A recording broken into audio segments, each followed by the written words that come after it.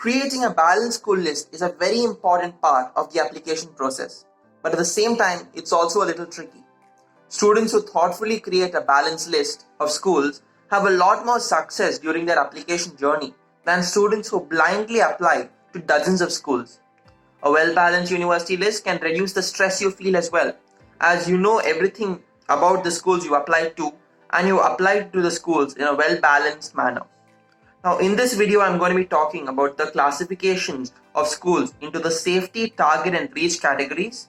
And this is very important while selecting your universities, as having a very good university list is crucial during the application process. So let's get into it right now. Now, before I go into the details of the types of universities you should apply to, I'm going to be talking about two concepts: the school's acceptance rate and your personal acceptance rate. Now, the school's acceptance rate is the same for everyone. It is constant, whereas your acceptance rate differs at every university. So taking an example of the University of Connecticut, the average SAT of the school is around 1300 and the acceptance rate is around 50%. So the base acceptance rate of the school is 50%. Now a student with 1500 on the SAT will have a much better chance at getting to the university than a student with 1100 on the SAT. I might even say that the applicant with a 1500 on the SAT has almost a 90% chance of getting into the school. This 90% is the student's personal acceptance rate. So with that in mind, let's get into the next part of the video. Now let's get into the classification of schools. Now most counselors and consultants classify schools into three main categories: safety, target and reach. So let's get into each of these categories one by one. Now firstly, I'm going to be talking about reach schools. These are your dream universities. This is a school that you would do anything to attend.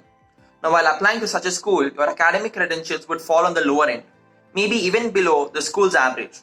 Now reach schools are universities where you have less than a 25% chance of admission. Now this is your personal acceptance rate, not the school's acceptance rate.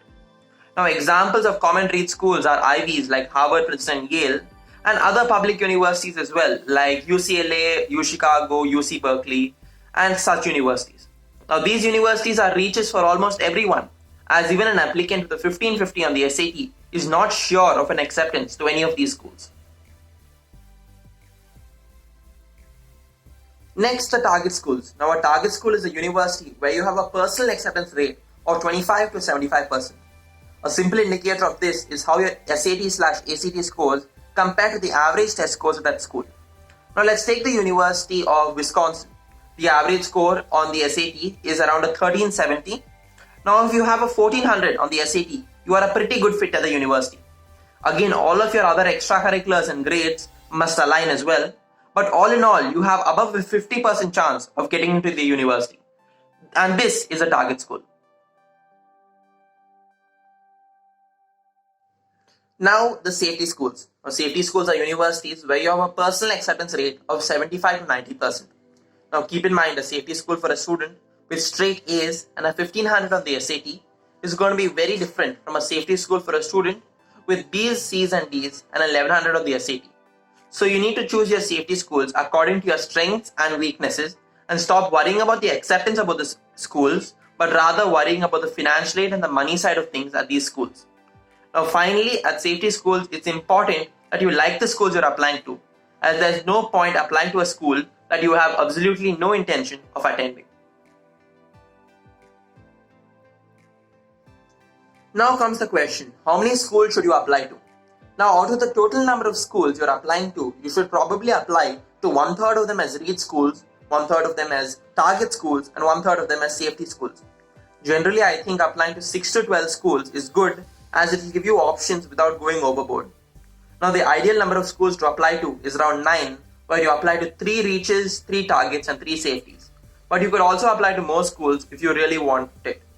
Now there is no need to apply to more than 4 or 5 safety schools, as you are most probably going to get into 3 or 4 of them.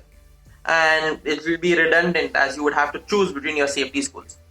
Now a common mistake which a lot of students do during the application process is overdoing it.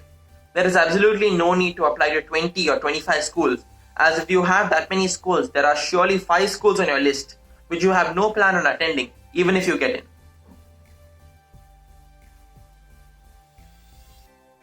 Now, depending on the schools you're applying to, your financial need can factor into admissions as well. Now, need-blind universities do not consider financial need during the admissions process, but need-aware universities do. But most universities that give need-based financial aid have a need-aware application process. And this application process can turn a safety school into a reach. Now, there have been even cases where students have gotten into multiple target schools but not a single safety school because of the need-aware application process. So while looking at universities, you need to factor in this financial aspect of things as well while making your list. I will make a video on the types of university applications and the types of financial aid in the future. Subscribe to the channel and stay tuned for that. Now, while looking at your university list and the universities that you're applying to, don't go blindly by university rankings. For example, if you want to do a lot of theatre in university, then going to a highly ranked small rural college will not help you further your ambitions.